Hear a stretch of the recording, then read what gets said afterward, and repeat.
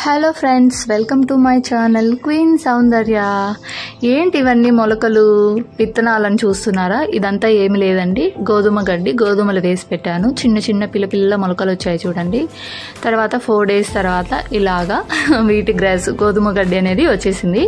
ఇది ఎందుకు అనేది మీ అందరికీ చాలా మందికి తెలిసే ఉంటుంది. గోధుమ గడ్డి అనేది ఎక్కువగా బ్లడ్ తక్కువ ఉన్న వాళ్ళ కోసం, ప్రెగ్నెంట్ లేడీస్కి, కొంతమంది అనీమిక్గా ఉన్న వాళ్ళకు కూడా డాక్టర్స్ సజెస్ట్ చేస్తూ ఉంటారు.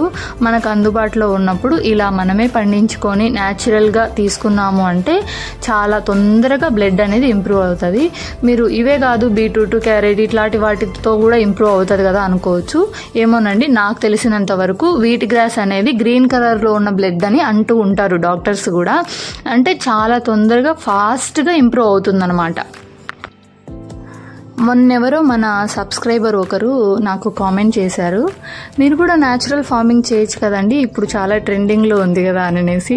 నిజానికి చెప్పాలంటే తను నాకు కామెంట్ చేయకముందే నేను ఈ వీట్ గ్రాస్, ఇప్పుడు కూడా ప్రజెంట్ కాకరకాయలు, పొట్లకాయలు అవన్నీ అంటే మొక్కలు వేసినాను.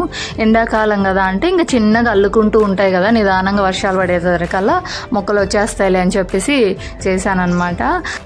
నేనే కాదండి, చాలామంది నేను చూస్తూ ఉన్నాను కదా, నేను విలేజ్లో ఉన్నాను, వాళ్ళకి ఏవేవి ఇష్టమో వంకాయలంట, బెండకాయలంట, కాకరకాయలంట, తర్వాత ఆకుకూరలు, వెజిటేబుల్స్ అన్నీ పండించుకుంటూ ఉంటారు. కాకపోతే వీడియోస్ అవన్నీ ఛానల్స్లలో పెట్టుకోరు.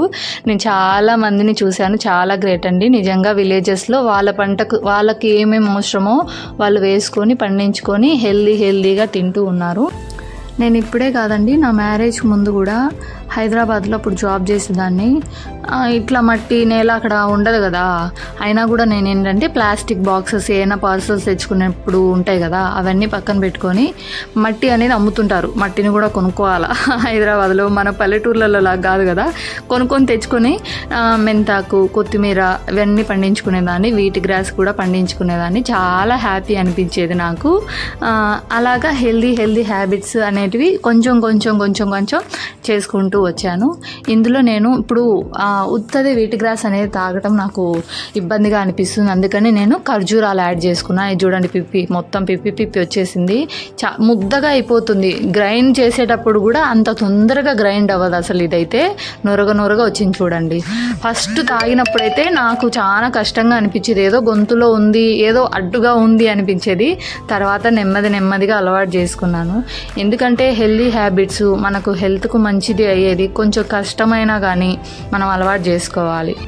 నేను హైదరాబాద్లో ఉన్నప్పుడు వీట్ గ్రాస్ అవన్నీ పండించాను అన్నాను కదా, ఇవేనండి ఆ పిక్స్. సో సబ్స్క్రైబ్ చేసుకోవడం మాత్రం మర్చిపోవద్దు.